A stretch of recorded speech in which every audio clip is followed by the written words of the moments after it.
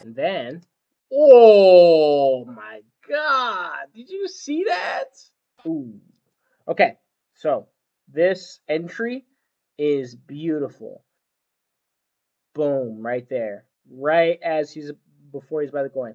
Change levels, overhand, and then his right foot pivots in and he controls his head because he wants him to stay there. When you move your head over to the side and the opponent's taking advantage of it, please stop doing it. Bam.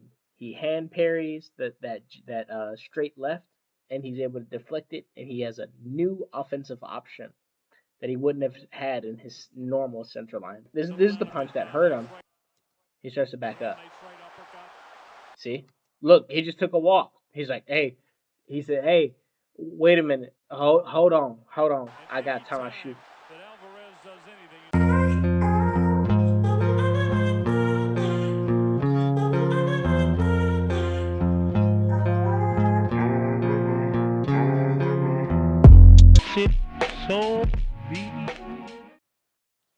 Hey guys, so this is Wukong Wilson, and I want to talk about center lines in fighting. As you guys know, I've been traveling all of Asia and the world doing different types of martial arts, and I've noticed something consistent among all the different strong styles. The strongest styles have an emphasis on balance. From Muay Thai in Thailand, you know, to Kyokushin Karate in Korea and Japan, to boxing, to everything that I've seen, Pencak Silat, Kung Fu, Tien Shan Pai Kung Fu, Wing Chun, they all talk about this centerline concept. But I also want to kind of expand on it because people think of the centerline as just the median. So I'm gonna try to draw a line here down the median. Right? So this is like the center median generally, right? I'm turned a little sideways here, so it's a little skewed. This foot is in the back, this foot's in the front. This is a basic fighting stance, right? Basic boxing stance specifically. My hands are up, and that's great. So this is the median, and this center line is not all there is to it. There's a little bit more. I noticed this when I was practicing Muay Thai, the art of clinching in Muay Thai, clinch work, and elbows, and knees, things like that. And they are all about controlling zones and controlling sides. So I noticed there are three center lines. There are three center lines. There's one here. There's one over here. Boom. And there's one right here. Boom. Right there. Now this one looks like it's a little bit outside. That's because my foot is backwards. All of these are inside the knees, just barely inside the knee. Like your head should come like right over your knee. Your head over here should come right over your knee. And if you move your head to these three different center lines, you should still have balance. You should still have the ability to move in any direction, throw any punch, do any extra defense, or anything. And yeah, I guess people, if you don't want to believe me, well, I can just show you. Now there's a right way and wrong way of doing this. So first, well, we'll see Canelo and Kirkland. And this is especially important for Centerlines because this is a southpaw. And Canelo's fighting against a southpaw right now who hits really hard. Kirkland does not hit soft. Okay, he can hit. Um, but the key here is understanding how to use the center line. So Kirkland, up to this point, he's been kind of shifting around. This is an all-out blitz. It's all-out blitz. At the beginning of this round, the beginning of this fight. But as soon as he gains control, Canelo starts to hit him really, really hard. But the way that he does it, he's guiding him to a certain line that he wants him in. So let's watch. Goes with that straight left hand lead. Okay, right off the bat, we have him here, And I'll go through frame by frame so we can really see this, okay? Hold on. Right here. So we see an uppercut from Kirkland, and he's going to counter with a hook. But this hook is to make him go this way, right? Look, when he hit him with that hook, he made him go to the left so that he can try to hit him with this uppercut, which he misses with, right? But that was a setup. Left hand lead. Right, so all right, he's looking at him too. He's like, I see I missed you. I see I missed you, but I can adjust. Let me try to catch you. Lip is bloodied already of Alvarez. That could have come from a clash of heads, but it could have been a punch as well. There it is. So the second right hand ends up hitting. Has landed his left hand a few times. And then, oh my God! Did you see that? Look at this. Look. Bam. He hand parries that straight left. And by the way, he's going right against the southpaw, which apparently you're not supposed to do. It's like against the boxing Bible or something. So he catches it and he's able to deflect it, and he has a new offensive option that he wouldn't have had in his normal center line because he's leaned over. He has an uppercut. Boom. Now this punch actually hurt him. Right? This is the punch that hurt him. He starts to back up. See? Look, he just took a walk. He's like, hey. He said, hey, wait a minute. Hold on. I got to tie my shoe. And he's telling him to come on, but he don't want that work. He really don't want that work. Now, there's another thing about center lines. Let's go back to our drawing. There's another thing about center lines. The center line is not just this, but it's also level changes inside of here. Right? You can come to all three of these different levels. And when you change this level, this affects whether a punch can hit you or not, and also gives you new offense again.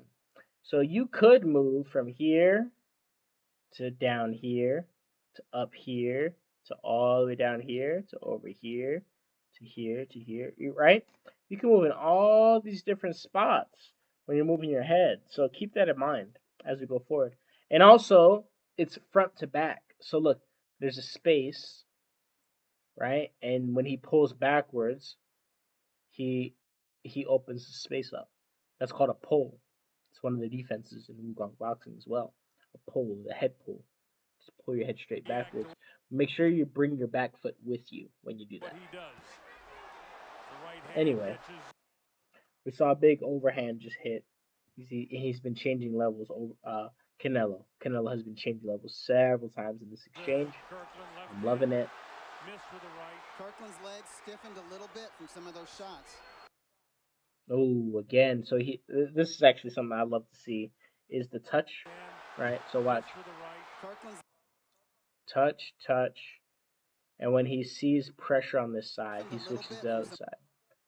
Boom. You see, look, Kirkland put his hand over the glove here, and he's putting pressure. And you see he was going to throw a jab, but he ends up abandoning it and going for the overhand. Because the reason why is because of balance. Just in life, in general. Hold on. There we go. When you apply pressure on one side, that means the other side is open. Right? He's applying pressure on this side. He put his hand up on this side because he knows that this is open. But he cannot stop this hook from having an effect on him. Like I said, he's always been susceptible in the opening round of his bouts. And then he goes down. So that's one example. Still don't believe me? Okay, let's watch one of the most scientific ass whoopings of all time. Oh. Mayweather, not that, god damn it, his celebrity influencer boxer. It's not him. It's Arturo Gatti, not Gatti. Yes, there we go. It's probably in the highlights actually, but we can see it anywhere we go. Let's just go here and look. It's gonna be the most popular part of this video I can see. No, it's not. It's not showing on this one. Let's go back. I want to show you the highlights. Actually, that was that it? Did I just automatically skip to it by mistake? We're well into the fight now, round 4, and Arturo Gatti, to my view, Roy, hasn't landed a single body punch. This is one of the combinations. But you see, look, what do you think about that? We can go into a random moment in any random fight and see where the three lines may take place. All right, so they stayed center here, and he hits him for staying in center. Now, Surigati has a habit. He likes to move to his right. So Mayweather's kind of been capitalizing on this all night. He just starts hooking him. Just like Canelo did to Kirkland. Sound familiar? It's getting brutal in there as Mayweather. Ooh. Okay, so this entry is beautiful because number one, right? He's gonna come in. Look at him change levels. Watch. Boom, right there. Right as before he's about to go in. Change levels, overhand, and then his right foot pivots in and he controls his head because he wants him to stay there. When you move your head over to the side and the opponent's taking advantage of it, please stop doing it. Because one day he won't allow you to do it like this. Right? And then look, you're in a terrible position. He can't even, he can barely see. So throwing a left and then a right over the top. Boom. He never saw that coming. Boom. And then touch his head. Ooh, what a frame. He was expecting a left hook from Gatti.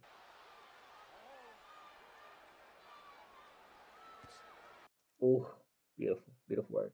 And so that's just him, kind of walking in without moving his head. So you do need to move your head against Mayweather, but don't be habitual. I don't want anybody to be habitual with any movement or thing that they do. I want them to be in full control of their habits. And that's why I make these drills so simple. So, doing offensive line one is just jab, jab straight, right? One, one, two, and then one, one, two. That's it. You just do that in shadow boxing like normal, and you can practice using your center lines when you do this. This is why this all kind of comes together. So the center line is here and here and here. So now I want to be able to throw a one from here, boom, and a one, two from here, boom, boom, boom, and then boom, boom, boom. Change levels. One, one, two. Can you do all of that? That's the question. Can you do it?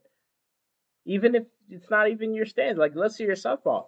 I make you do the both stances the same. I don't care. I want you to have the ability to do anything that your heart desires in boxing. So we have to understand these concepts like the three lines and understanding that changing levels, changing sides, and using your catches and other different means are all encompassing for defense. So you're able to learn a lot with this type of system. But yeah, that's pretty much the point of today is to explain about the three central lines.